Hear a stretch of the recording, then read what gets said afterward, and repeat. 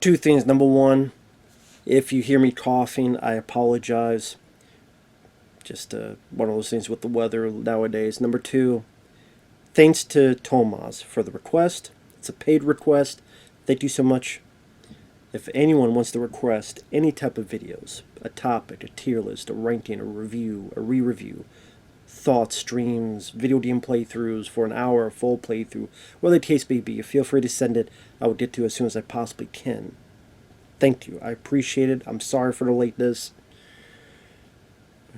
The memory card screwed up at one point, so 4 hours of recording is gone. I guess the memory card saw that I reviewed this piece of shit and decided to blow its collective circuitry brains out and took the rest of my fucking footage with it.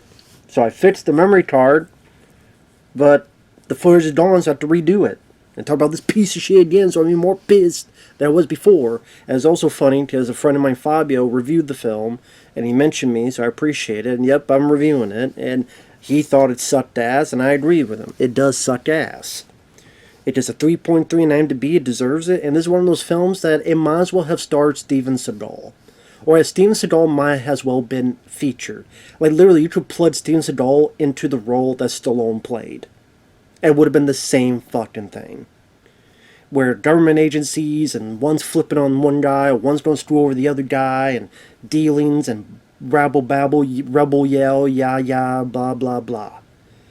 And I'm sure they explain the plot, but you don't give a fuck about the plot because you're going to be so bored with the plot that you're not going to know what the fuck's going on. You're not going to give a shit about the plot. And before I start with the film, I am a Sylvester Stallone fan. I don't know what he is nowadays doing these films that start with the letter A, where he's not the star, but he's in it for a tiny bit. Here, he's in it a bit more than the last one, but the last one was Armor. This one is Alarum. What's next? Aluminum? Aardvark, where you fight a fucking aardvark? Amnesia? Amnesiac? Asshole. Actually, I'm the asshole because I feel like an asshole yelling about Sly because I love Sly, man. But I'm not going to kiss his ass in a movie that I think sucks. Because I know this guy can do better, and he's taking paychecks, but goddamn, you don't need the paychecks this badly. Hell, yes, I get it. If someone offered me $1 million, or however the hell many, 2 million, I don't know how much, to do 1 to 2 days work, I would do it. But I didn't collect $25 million paychecks back in the day like he did. Let's take a bunch of these crappy films he was a part of. Escape Plan 2, Escape Plan 3, Bat Trace, what was it, the Armor, this one. Let's put all those combined. The budgets, the time, the crew, and make one try to be decent one. Try it for a low budget version of Isobar. Or Hunter. Remember that movie I thought you wanted to do Hunter? I bet you try for that. You tell me nobody wants to make that film? But they want to waste their money doing this shit. Well, we're gonna sell Sly. You just sell Sly on a horror monster movie. Do Hunter. And then take all the budgets of these other shitty films you're doing. Instead of making 4, 5, 7 crappy ones, make 1 or 2 decent ones. But God forbid. Then coming next will be Aluminum, starring Stallone. Have a triple A. Triple A fucking triple pack. But come on, Stallone. I love Over the Top. The first 4 Rambo films. The Rocky films. Tango and Cash. Cliffhanger. Demolition Man. Cobra. Nighthawks. He's done a lot of great stuff. Detox, aka ICU, which I'm getting ready to watch the work print, which I have on the Retro Gold, and also JCVD Fan for Life requested it. It was a paid request, thank you. And he helped me out on that. Thank him for that. I really do appreciate it. That review will be coming soon. But it's just a damn shame that he's wasting his time. He's almost 80 years old. He doesn't have that many time, money. I guess to him, maybe he doesn't have much money left, but he doesn't have that much time left. He doesn't have that much for movies. Either retire and relax and Do a commentary on Cobra. Like, spend your time doing that type of stuff. How was it making Tango and Cash? The ups and downs and what happened. With the reshooting, additional photography, change of directors, what happened during that? If I made a poll, which would you rather see? Stallone talking about Tango and Cash and these movies, how was it working on them in depth, or doing these fucking films? I think they would choose the former, not this crap. Or again, take 5, 6 of these shitty films. At least Nicolas Cage, he picks more interesting parts. They may not always be great, but for every bad one, there's a Mandy, there's a Willy's Wonderland, there's The Unbearable Weight of Massive Talent. The only 2 things I've liked from Sly in the past 15 years, since The Expendables, I can't believe it's been 15 years, is Tulsa Teen, because I've seen a couple episodes of season 1, I liked it. And then Teen Shark in the sequel to the Suicide Squad, which I liked. I think that's a good sequel. Much better than the first one. But come on, Sly, you're better than this. I feel like to do your speech of Rocky Balboa, where you talk to your son, you're better than that. It's ridiculous. Well, he can do whatever he wants. I understand he can do whatever he wants, and I can shit on whatever he does because then I'm not going to be a liar. I like a lot of his stuff, but I know he can do better, and there's a lot more better usage of his time. And then to sell your image on shit like this, so now when a project comes out, it's like, it's probably going to be shitty just like the last film, or last 2 films, or last 3 films. And you get that perception. That happens to a lot of these guys. Where when you make enough of this, then people go, whatever. So if somehow some decent thing comes out, they're like, whatever, it'd probably be like those other shitty films. Now, the film also stars, the star is Scott Eastwood. Listen, Scott Eastwood may be a nice guy. He's the son of Clint Eastwood. I have not much of any opinion on the guy because I've seen nothing with him that I thought was worth a shit so far. What, he was the deputy in Texas Chainsaw 3D? Oh, great, 3 dicks in my face. I don't want any 3 dicks. I don't want 1 dick in my face. The only dick I want is the one that's in my pants right now, right here.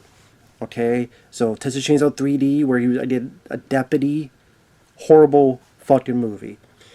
He was in the original Suicide Squad, which was an awful film. He was in some of those later Fast and Furious, and some of them were some of the worst ones. So Scott Eastwood, he didn't do anything for me in here. He just looked bland and forgettable. Willa Fitzgerald, I don't know who the hell she is. I don't give a shit. The director of the film, he did Terror on the Prairie with Gina Carano. He did The Astronaut Farmer with Billy Bob Thornton. He did the Mel Gibson. I keep wanting to say direct-to-video. I know they're streaming, but in my eyes, I still think of it as direct-to-video. Force of Nature, I think it's called. I never saw that one. It didn't look that good. But, oh yeah, Mike Colter, who played Luke Cage on the TV show. He's here as the villain. With some stupid, ridiculous accent. I don't know why. And again, this does come off as like a Steven Seagal direct-to-video vehicle. The plot of the film, since about 9 minutes in, is in Prague in 2019. Scott Eastwood's in a hotel room, and he kills this lady's about ready to kill them, and they go out the window. And as soon as they fall in her car, she looks at him and goes, "So what are you doing after this?" Scott Eastwood's character is named Joe. Willa Fitzgerald's character is named Laura. So I'll just call them Joe and Laura from here on. They just fall in love like that. No rhyme, no reason. You're going, what the fuck? Why are they in love already? Where did that come from? You're not supposed to care, I guess. You're not supposed to give a shit. So instead, you get to these credits that look ridiculous because they were in red and kind of animated. It looked like AI animation, honestly. Maybe it's just me, but it looked like AI animation. Like that shitty secret. What was that? What was that? Secret Invasion? Sam Jackson? It looked like that shit, but in red. They came off as comedic. So it's years later. They're supposed to be in Poland. Although, from what I heard or read, they shot in like Ohio or something. But anyway, it's supposed to be in Poland. And they're married. And they live in a cabin in the middle of nowhere. They used to be spies. They're no longer spies. And you think it's going to be a movie about the two of them helping each other out throughout these action sequences. No. Other than the opening, for the most of the film, they're separated. Because Joe, I'll just call them their real names, Eastwood, Scott. Scott goes over on this hike to help you with these hikers, while Willa, he want to call Wilma, but ain't no fucking Fred or Barney in this. Willa, she stays at this resort, and there's some guy that she's trying to protect, or I don't know what the fuck she was trying to do. I know they said in the movie. I don't give a fuck what it was, because the movie was already losing me. Because it looks ugly, it looks gray, it looks like there's not much color in the film. They put this filter so there's not much color. I hate the way these fucking straight-to-streaming movies look when they do that. It looks unnatural, it looks ugly, it looks like my eyes want to peel out of their sockets and throw them as fucking dice across the way. They look ugly as shit. God forbid we have color in our movies. I don't know why director looks at it and goes, that looks great. What looks great about it? So one thing leads to another, and there's a plane crash. And so much of this film is CGI. You see the plane and a gunshot where two shots hit the window of the plane because someone on board shot the pilots. The bullet holes are CGI.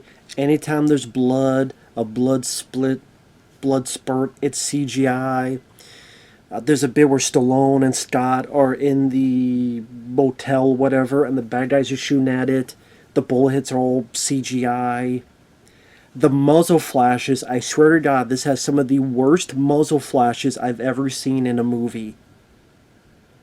There's a bit where Scott and Stallone they're shooting at a wall, and they're about this close, and the muzzle flashes look so cartoonish, so stupid, so fake, so CG. I'm sitting there going, this is embarrassing for Sly to be a part of. This is fucking embarrassing. Again, some of the most horrendous looking muzzle flashes I've seen in a movie in a long fucking while. Scott and his group find the plane. He is able to figure out that the guy has a flash drive inside his stomach, so he cuts open his stomach, gets the flash drive. Then this group comes in, led by Mike Colter, and again, having this weird accent. Shoots a girl in the group, threatens Eastwood, and this is the funny thing. So there's a guy in front of him, you know what's going to happen, he's going to take the gun away. Now, there's really nothing to block the oncoming bullets, and they're about as close as from here to this window. So imagine you take 3 long steps, right? 3 long strides and stop. That's how far Scott is to the bad guys. The bad guys are firing. They all miss him. They all miss him. I don't know if he did a Neo thing, or the bullets just were. Even maybe the bullets were bored. The bullets were so bored they didn't want to show up on the fucking film. They're like, that'd be fine. Just go.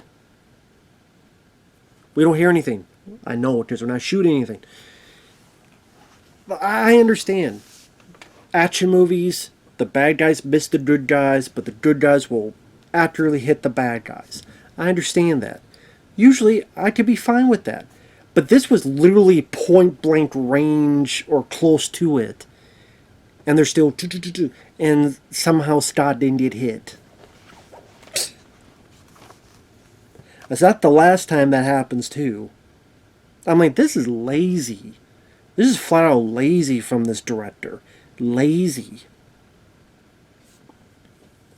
While that's happening, some bad guys go to the resort, and like it feels like at times Willa Fitzgerald has more of the action scenes than anybody else, doing fights and trying to do a little bit of MMA, and I don't know. She seems pretty small and not the most believable, and since I don't know her, barely know who the fuck the character is. She was a spy that for some reason fell in love with Scott, and then all of a sudden you don't. Why should I give a shit? Why should I care about what's happened to this person, to this character? I don't know who you are. I don't know what you're about. I don't care.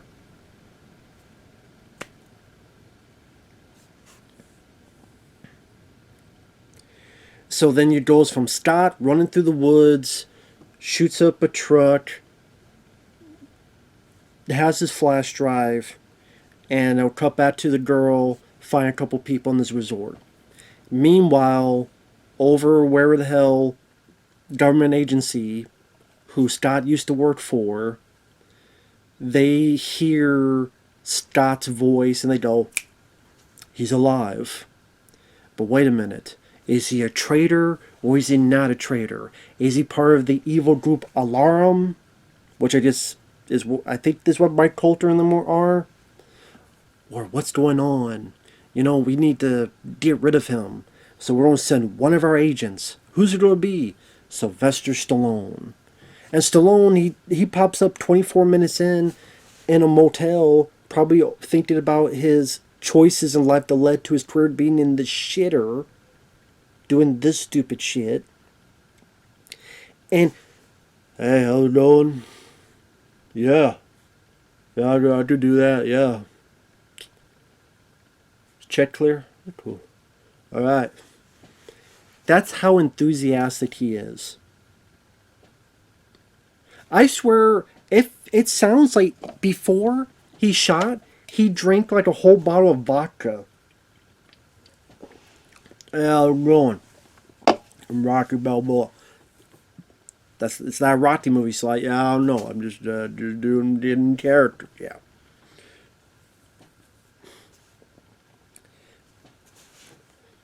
And it just, he looks bored. He looks tired. It is horrendous of a performance from him. What the fuck? Then it cuts to Willa fighting in the resort, the firefight in the woods with Scott, the muzzle flashes, goddamn awful, the color grading ugly, almost gray torn, sapped colors. Let's cut to a while later. You have Sly on a plane, and he's talking. The pilot's talking for a little bit, and Sly has this needle. The next time you see Sly is at this motel. I guess the pilot followed him all the way to the motel, and so the pilot walks out, and he's like, ugh, and falls. So apparently Sly injected him with this secret thing that will kill you. So he murdered this innocent pilot. And Scott even calls him out on it. Well, he does have a wife, so it doesn't really matter. And when Scott gets out of the woods, he gets to the hotel. Sly's there, and the way Sly is just talking, he doesn't buy any word he says. His acting is stiff. It's not natural. It's like you could tell with every fiber he does not want to be there. He is a great actor. Copland. His performance in ICU is like, he's great in a lot of movies. This deserves a Razzie. Since all the Razzies always picked on Sly, this deserves it. But they'll pick it for like Rambo 2 and other bullshit. No, this deserves it.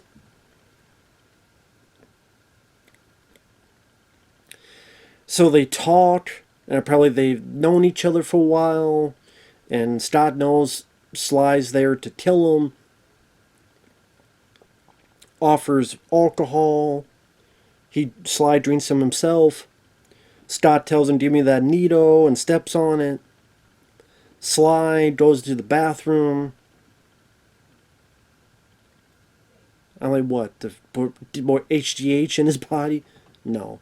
Instead, he comes out. You know Sly's up to something. Scott goes in. Sly hits him with a needle. He had like a backup. And it's like something experimental. You have an hour to live. Right then and there, the bad guys are in front of the hotel. Sly and Scott decide they gotta work with each other to shoot their way out.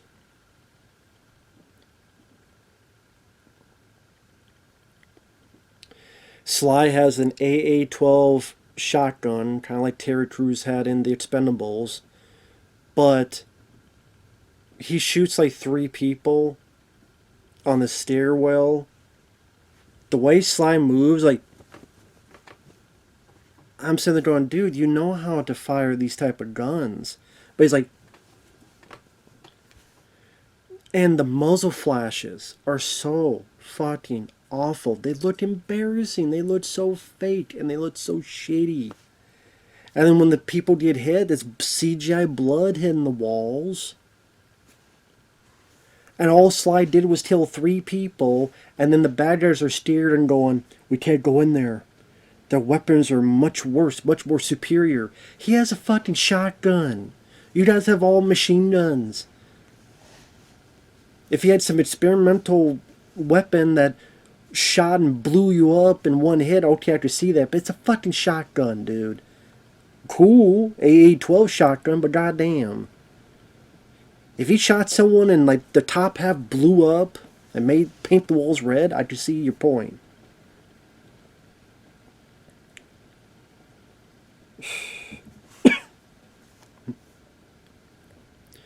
Sly leaves Scott, hightails it out of there, and then you don't see Sly until the end of the fucking movie. Scott, once again, one of those times where the bad guys are straight on him, but then he's able to avoid all the bullets and shoot some bad guys, and a car blows up in CGI. Hell, there's even a bit where before that Sly shoots the power, like a power line, and that's done in CG. It's ridiculous. Oh yeah, and before that, that's when they shoot the wall, and they crash through the wall. And then eventually Sly fucks off, and then Scott does the stuff I just said. Meanwhile, Willa Fitzgerald, this guy that she was watching, I forget if he dies, disappeared, left the movie, flew in the toilet, a ghoulie got him, what the fuck happened to him? I don't care. The bad guys did her, but she was able to fight her way out and kill the guys there. Scott and Mike Colter, they have a bit of a standoff, and then they decide to work together since Scott's only got an hour to live, and Mike Colter's like, well, maybe you can help me find that flash drive, which at this point Sly has. One thing leads to another. They're driving in a vehicle, and the organization, which by the way, it cuts from time to time. The movie stops to cut back to these officials. I remember so many films, direct to video, would do this, where it would cut to these officials, talk about protocol, talking about, is he a traitor, is he not a traitor. What about the bad guys? Well, maybe the bad guys don't. Maybe they don't know. Maybe this be an incident. Will this be an incident? I don't know if it'll be an incident. And no one gives a fuck about this babble. No one gives a fuck. No one ever gave a fuck back then. No one gives a fuck now. It's literally just to get the time stretched out to its 90 or whatever the hell minute running time. But no one ever said those are my favorite scenes in the movie. It's just spouting off exposition that's boring as shit that really no one's going to give a flying fuck about.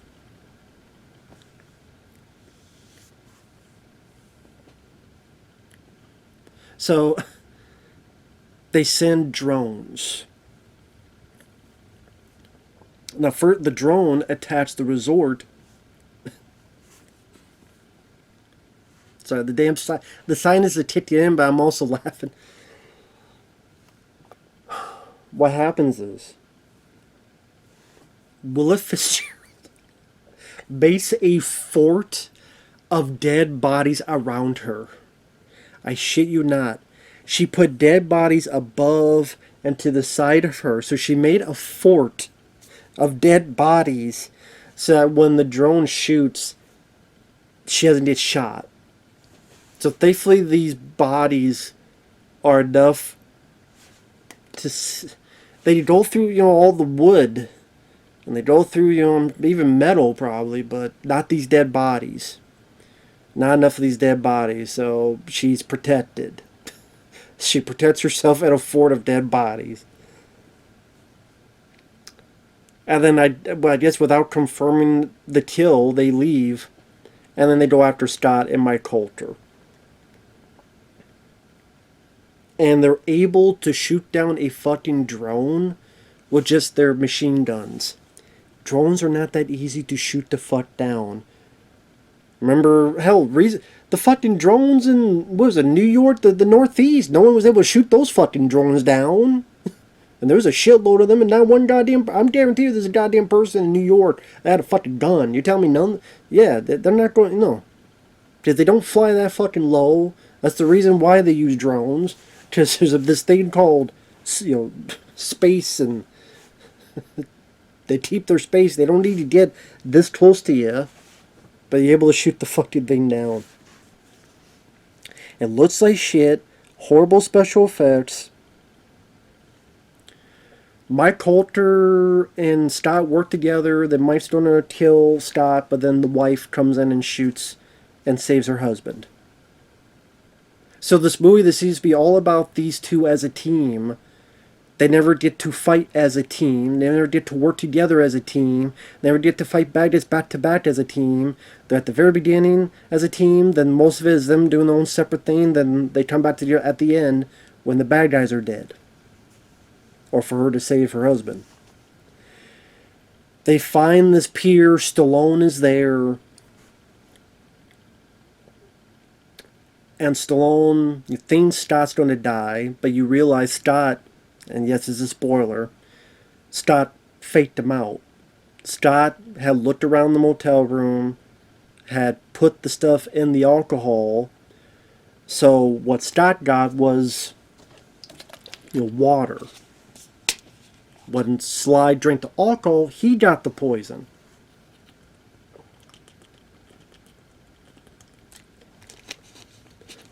And Sly's acting when he's sick is the worst, maybe the worst acting I've seen from him since Spy Kids 3. Oh, I don't feel good, yeah. I don't feel that good, yeah. Oh, man. I don't feel that good. Well, yeah, I don't know. I don't feel that good. Like, what the fuck is this?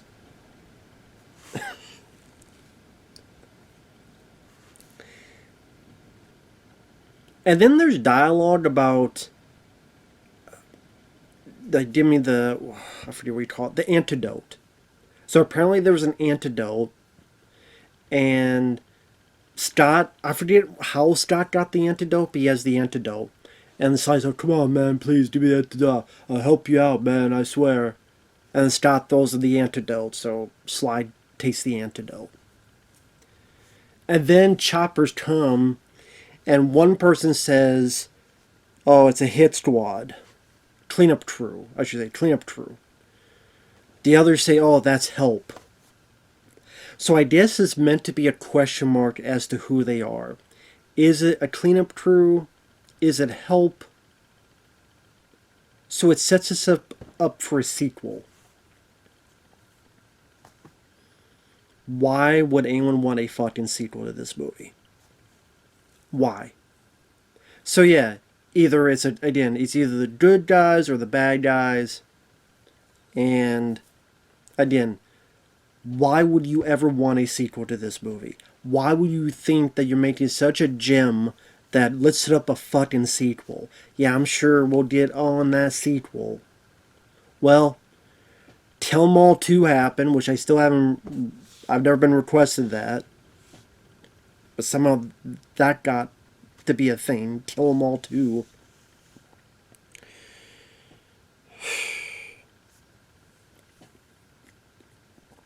Scott Eastwood was generic as hell. Willa Fitzgerald is trying, but acting-wise, but her character is nothing. I don't know if I bought 100% in the fight scenes. Sly, he's in this more than armor, but still, again, he doesn't pop in until 24 minutes in, and then he has like 1 or 2 scenes, and then maybe the 30-40 minute mark, he's doing a little bit of stuff, a little bit of shooting, and then after that, he disappears till the end of the movie. He's, again, being bored. He doesn't give a fuck. He's waiting for that check to clear and get the hell out of Dodge. You tell he's half-assing it. He's phoning it in, and it's sad. It's like Steven Seagal. All that's missing is dubbing. Is that what's going to happen next time? It's going to be like me, my voice, in Stallone's mouth. Well, someone try to do his voice.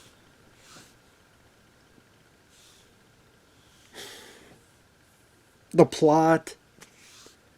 Trust me, within 20 minutes, you're not going to give a fuck what the plot is. Oh, Alarum? But, like, who is Alarum? Okay, they're a secret group. But, okay, but what are they actually? Like, give me details. You don't know who Alarum really are. Okay, they're bad guys, but, like, what is their whole deal? You don't know. Right, you don't give a fuck, but you don't know. This was boring. This was a slog to sit through. Terrible production value. It looks ugly. CGI blood. CGI muzzle flashes. CGI bullet hits. No one can do a fucking squib to save their life. We don't allow squibs anymore. This is embarrassing horseshit. Sly, if you need some bookie to pay off, that's your own fault. There's no reason you should be doing this horse shit. This is fucking embarrassing. I just see why this gets a 3.3. It deserves it.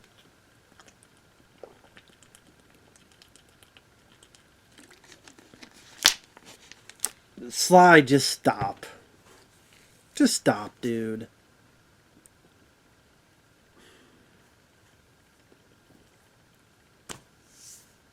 I don't know what else to say. Thanks for watching. We'll see you guys later.